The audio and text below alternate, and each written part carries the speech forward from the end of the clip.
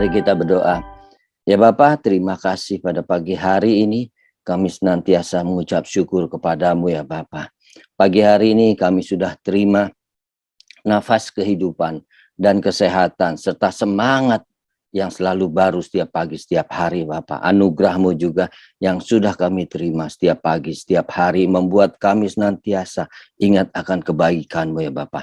Pagi hari ini hamba-Mu akan menyampaikan firman kebenaran. Biarlah apa yang hamba sampaikan itu adalah keluar daripada Engkau juga ya Bapa. Sehingga kami semua yang mendengarkannya pada ibadah gerbang pagi ini boleh dikuatkan, boleh selalu kami belajar akan firman-Mu. Kami mengenal dan memahami semakin mendalam akan Engkau ya Bapa.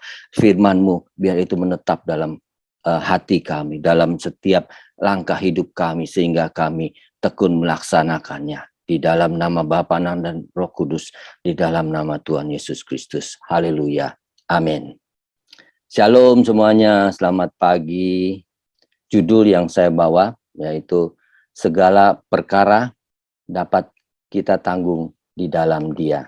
Ya. Ingatlah bahwa Allah memberikan kepada kita bukan roh ketakutan, melainkan roh yang membangkitkan kekuatan, kasih, dan ketertiban. Ini diambil dari ayat, sebentar, saya agak... Yes, oke. Oke, jadi dari Filipi 4 ayat 13, bahwa segala perkara dapat kutanggung di dalam Dia yang memberi kekuatan kepadaku. Ya. Ada pengalaman yang tidak menyenangkan bagi kita semua. Pastinya kita pernah menghadapinya, atau mungkin kadang-kadang sering kita menghadapinya. Tapi bagaimanapun Allah izinkan kita alami semua permasalahan, semua hal-hal yang tidak menyenangkan dapat kita tanggung di dalam Dia yang memberi kekuatan bagi kita, sehingga tidak ada alasan untuk tidak bersuka cita. Nah, sebelum saya lanjut, saya akan membawakan ilustrasi yang mungkin sebagian saudara-saudara pernah tahu, pernah lihat di YouTube. Ada perumpamaan mengenai gelas yang berisi air. Kita tahu bahwa air di dalam gelas ini bukanlah menjadi yang utama. Berat yang ada di dalam air, di dalam gelas ini juga bukan merupakan masalah yang utama. Tapi masalah yang utama adalah, masalah yang utama ini sebenarnya adalah berat daripada gelas dan isi air ini. Nah, bila gelas ini saya tahan, saya pegang terus selama 1 menit, itu tidak akan memberikan beban kepada saya. Ya. Tapi bila kita terus pegang ini selama 1 jam, mungkin tangan saya akan mulai pegal, tangan saya akan mulai merasa kaku, ya, akan merasa ya otot-otot mulai terasa sakit.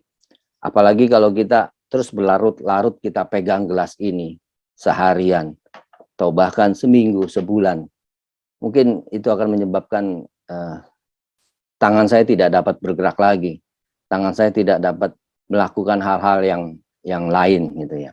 Nah, maka dari itu saya mau katakan bahwa gelas ini ibarat adalah ibarat stres dan kekhawatiran atau masalah-masalah yang kita hadapi dalam kehidupan kita. Segala kepahitan, sakit hati, kecewa, ya. Bila kita tahan terus, kita pegang terus, kita diamkan terus segala stres dan kekhawatiran, juga masalah-masalah yang kita hadapi, berlarut-larut kita terus tidak melepaskan hal itu, ya, kita mungkin tidak bisa lagi untuk bergerak untuk menyelesaikannya. Maka dari itu kita harus menaruh gelas ini, ibaratnya juga kita harus menyerahkan segala masalah, segala stres, segala kekhawatiran kita kepada Yesus Kristus Tuhan kita, karena melalui Dialah segala perkara kita dapat ditanggungnya, ya. Jadi sebagai orang percaya, apapun tantangan dan kehidupan pergumulan hidup kita, ujung-ujungnya kita pasti menang, karena Tuhan kita Tuhan yang luar biasa. Ketika pemikiran negatif mulai diutarakan dengan perkataan-perkataan negatif, ketika itulah kekuatan kita mulai melemah. Oleh karena itu, ketika timbul pemikiran negatif, kuatkanlah hati dan perkatakan firman. Segala perkara dapat kutanggung di dalam Dia yang memberi kekuatan kepadaku. Nah, ini ya. Jadi Allah tadi memberikan kepada kita, ya, itu bukan roh ketakutan, melainkan roh yang membangkitkan kekuatan, kasih, dan ketertiban. Apa maksud dari ketertiban di sini? Itu diterjemahkan dari kata soul mind, yang artinya tidak mudah terombang-ambing oleh badai atau tantangan sebesar apapun, sebab ujung-ujungnya kita pasti menang. Kalau belum menang, itu karena kita belum sampai di ujung. Hidup Kristiani tidak bisa dipisahkan dari belajar, ya. Itu dari Filipi 4 ayat 11, ya. Kukatakan hal ini bukanlah karena kekurangan, sebab aku telah belajar mencukupkan diri dalam segala keadaan. Lalu Filipi 4 ayat 12, aku tahu apa itu kekurangan dan aku tahu apa itu kelimpahan dalam segala hal. Dan dalam segala perkara tidak ada sesuatu yang merupakan rahasia bagiku, baik dalam hal kenyang maupun dalam hal kelaparan, baik dalam hal kelimpahan maupun dalam hal kekurangan. Ya. Oke. Jadi katakanlah bahwa aku telah belajar di balik setiap hal yang menyakitkan ada pelajaran.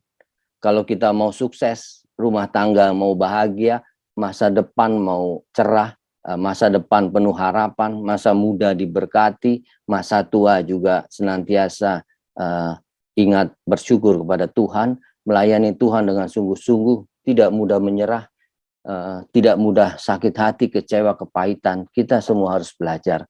Seperti tema yang pernah saya bawakan, bahwa kita sebagai orang percaya, kita harus belajar terus sampai akhir, sampai tamatnya. Oke, jadi singkat kata bahwa hidup Kristiani tidak bisa dipisahkan dari belajar. Oleh karena itu kita ingat bahwa dari ayat firman Yohanes 3 ayat 16, karena begitu besar kasih Allah akan dunia ini, sehingga ia telah mengaruniakan anaknya yang tunggal, supaya setiap orang yang percaya kepadanya tidak binasa, melainkan beroleh hidup yang kekal. Jadi kita harus ingat bahwa setiap kali iblis menyerang kita dengan pemikiran negatif, lawanlah dia dengan memperkatakan firman. Ya. Di Filipi 4 ayat 8, jadi akhirnya saudara-saudara, semua yang benar, semua yang mulia, semua yang adil, semua yang suci, semua yang manis, semua yang sedap didengar, semua yang disebut kebajikan dan patut dipuji, pikirkanlah semuanya itu. Di Roma 12 ayat 2, janganlah kamu menjadi serupa dengan dunia ini, tetapi berubahlah oleh pembaharuan budimu, sehingga kamu dapat membedakan manakah kehendak Allah, apa yang baik, apa yang berkenan kepada Allah, dan yang sempurna. Dengan kata lain, jangan ikut-ikutan cara berpikir dunia, karena dunia hanya memikirkan apa yang dikehendakinya dan apa yang menguntungkan bagi dirinya sendiri. Pikirkanlah dan ikutlah apa yang Tuhan kehendaki atas kita sebagai anak Allah yang sudah layak, yang sudah dilayakkan dan diselamatkan. Amin. Ingat juga bahwa kita telah dilahirkan kembali oleh firman Allah yang hidup dan yang kekal. Kita telah menerima Yesus Kristus sebagai juru selamat, sudah layak dan sepantasnya hidup berbeda dari dunia. 1 Petrus 1 ayat 23 berkata, karena kamu telah dilahirkan kembali, bukan dari benih yang fana, tetapi dari benih yang tidak fana, oleh firman Allah yang hidup dan yang kekal.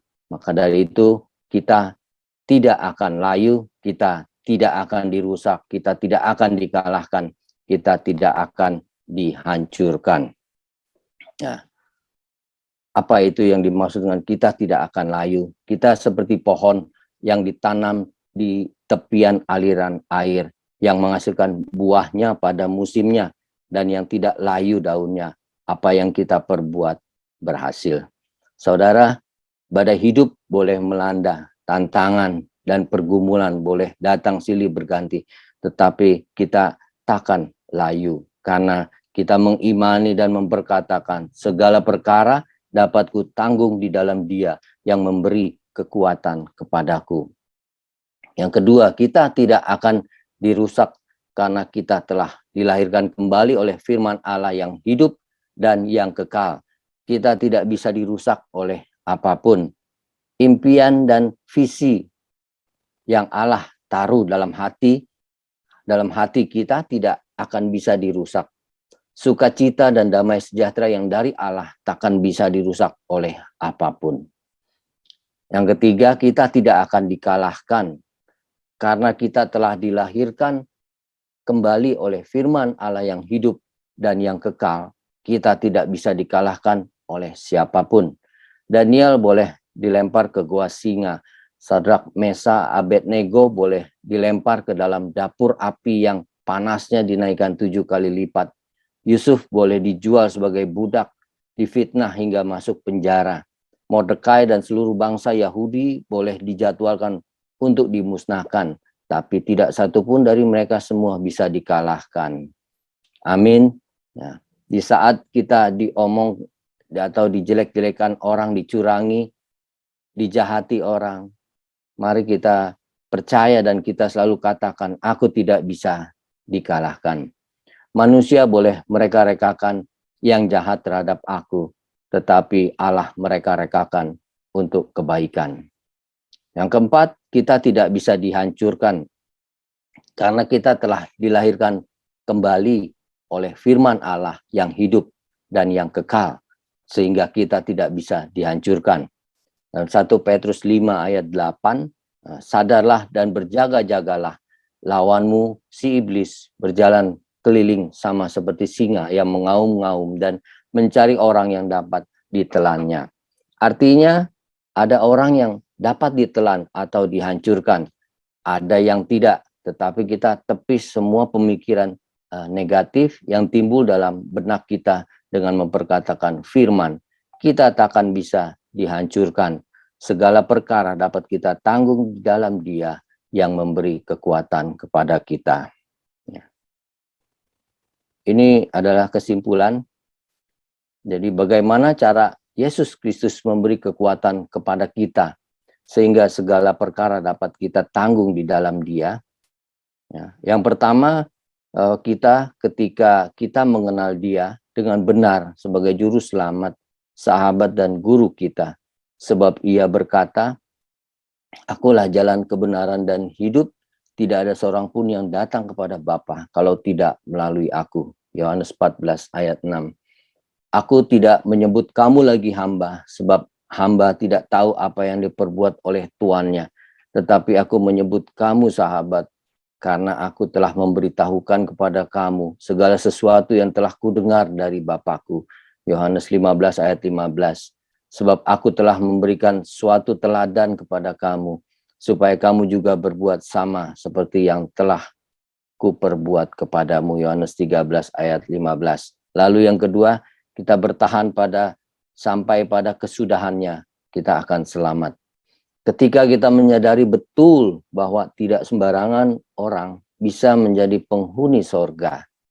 Renungkan bila seandainya ada penjudi, ada pemakai narkoba dan perselingkuhan di sorga. Godaan untuk melakukan semuanya itu mungkin berat, karena iblis memang tidak pernah cuti mencobai kita semua. Firman di Matius 24 ayat 13 berkata, tetapi orang yang bertahan sampai pada kesudahannya akan selamat. Kesimpulan yang terakhir, ada upah mahkota menantikan kita di sorga. Kita mengarahkan pandangan kepada upah di sorga. Firman berkata, karena kasih karunia Allah telah menyelamatkan semua manusia sudah nyata. Titus 2 ayat 11.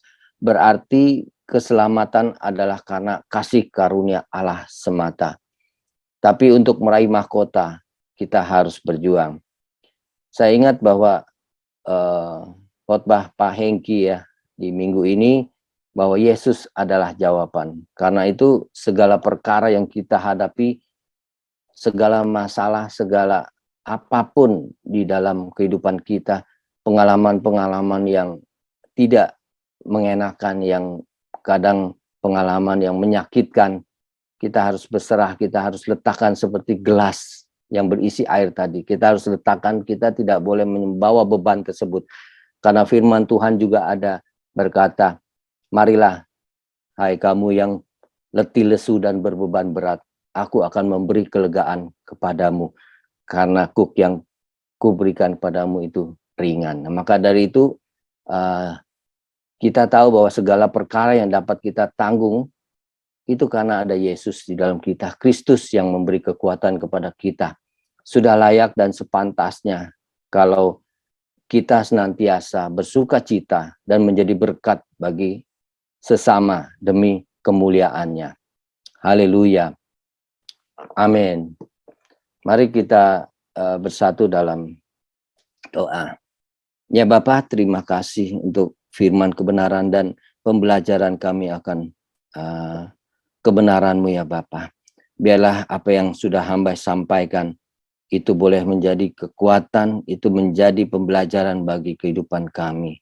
Kami selalu dikuatkan ya Bapa, kami selalu diingatkan bahwa segala perkara dapat kutanggung di dalam Engkau yang memberi kekuatan ya Bapa kepada hidup kami, kepada semua pengalaman-pengalaman hidup kami yang tidak menyenangkan atau apapun. Kami akan serahkan ke dalam tangan-Mu ya Bapa, sehingga kami selalu kuat.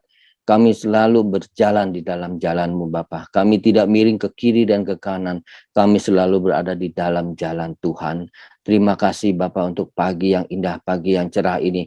Engkau halau semua kami semua daripada tipu muslihat iblis, dari godaan-godaan setan, daripada segala permasalahan-permasalahan dunia ini ya Bapa. Terima kasih Bapa, di dalam nama Bapa dan Roh Kudus, di dalam nama Tuhan Yesus Kristus. Kita semua yang percaya katakan, amin.